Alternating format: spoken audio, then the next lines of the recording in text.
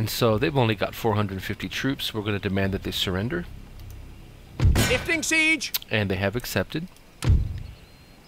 And so because of that, we're going to build a governor's mansion, not a military version. Infrastructure is not that big of a deal on this little island. And we're going to leave.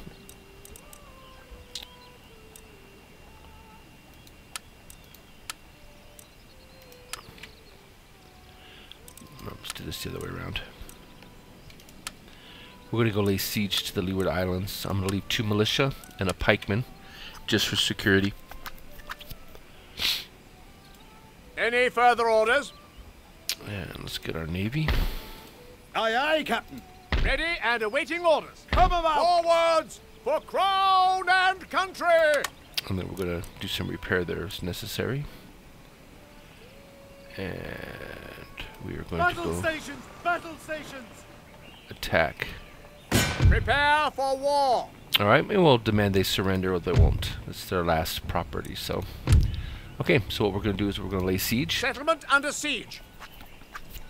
And again, this means that when they come and attack us, before they starve, they'll come out and attack us, putting us on defense, which is actually a good thing.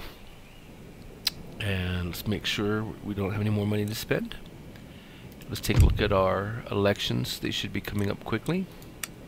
Okay, one more turn for elections. And then we're going to go do some modifications. Unfortunately, I think some of these guys are going to get kicked out. Oh wait, our popularity went up to 51%. That's really good. If it can stay that way, then these guys will stay in office for another 10 turns. And then we'll be able to really utilize them. I'm going to move them around to where they're most efficient. And I'll show you how that we can do that. And so everything's looking really good for the homeland here. And I want to look at trade real quick. You can see a lot of, what's this? America.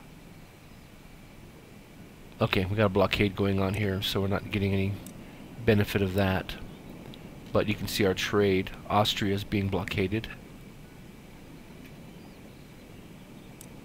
And they don't have a port yet, so we're getting a lot of trade right now, so that's good. We want to continue to make that work. Okay. And let's double check. I'm going to take a run up here real quick and see what's going on here. Small army. And this has actually been taken over by the Cherokee, which is interesting that they would expand that way. And we want to take a look. Whoops. Let's zoom in just a little bit here. Okay, so we have the colonial armies, a couple missionaries. Looks like they've been doing some battling here. Iroquois got a good sized army, so it's a very real threat of them taking some property. So we're going to have to really get to move on the Cherokee. Eventually we will have to come over here and take New France, and so we may have to grab a couple other properties. I'm hoping that France will actually declare war on us.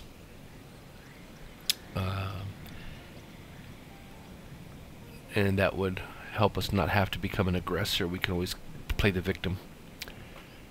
And we're looking over here. Okay, so let's go to our next turn.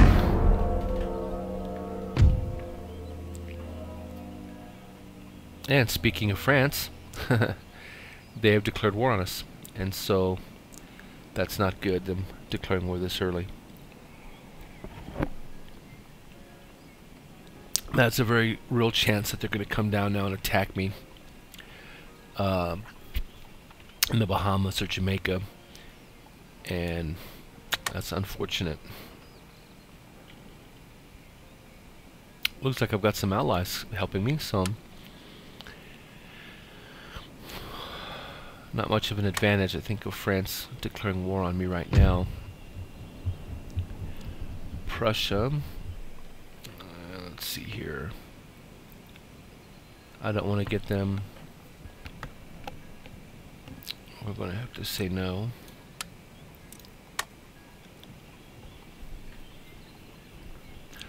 So France has given us our excuse to attack them, and so as we begin to solidify our military down here, we want to keep large fleets together. We don't want to separate them because that's going to cause a problem.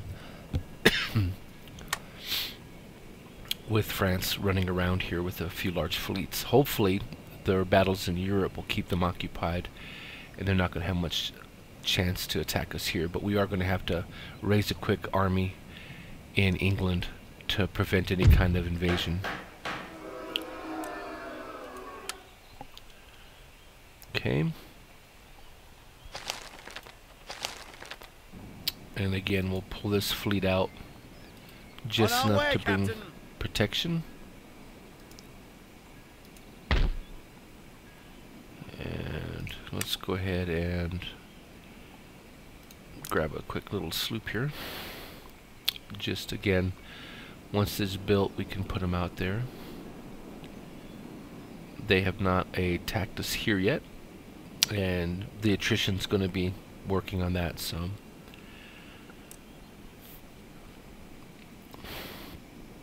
and this is also going to give us 13 colonies are helping out. We're going to take this over since France declared war on us. This will give us a good solid base here on the corner. Let's go back to England, and we want to develop an army just to be able to respond to any incursions. And I believe, let's take a look and see. Ah, we lost our popularity.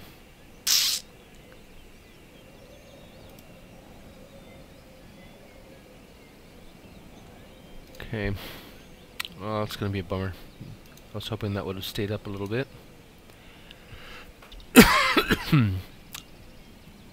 So we have Portugal is invading here. I'm going to bring this navy. We're going to blockade here. Start raiding some trade. And that should bring in some additional income.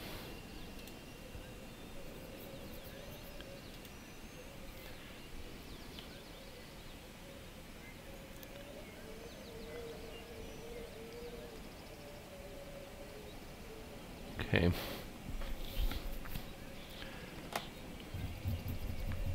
Actually, he's kind of short on ships.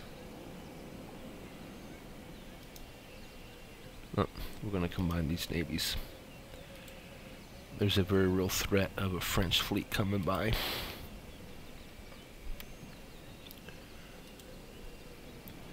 Alright, so one more turn.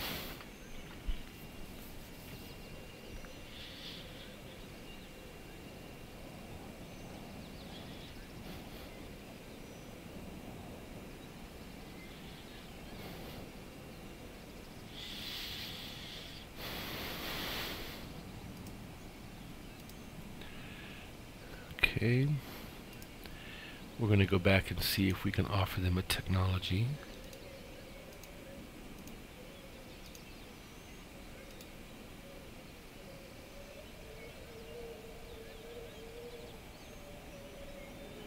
They want all of our technology for peace. And actually I don't really care about having peace right now with Poland. They're not really in a situation to hurt me too much. So we'll let that go another turn. And Sweden wants a military alliance because they're feeling some pressure. And again, I don't want to mess up my trading, so we're going to avoid allying with anyone. And it appears that New Spain is still holding out. We'll have to look at India and see how the Mughal Empire is doing. And it looks like they're finally going to come out and fight us. So they've got about 1,500 troops. I've got 2,730. And so we will fight this battle. And this would be Great Britain Land Battle B. And again, we just do this to rotate in case there's a system failure or replay failure. I can go back and recover. So we will fight this battle and be back in a moment.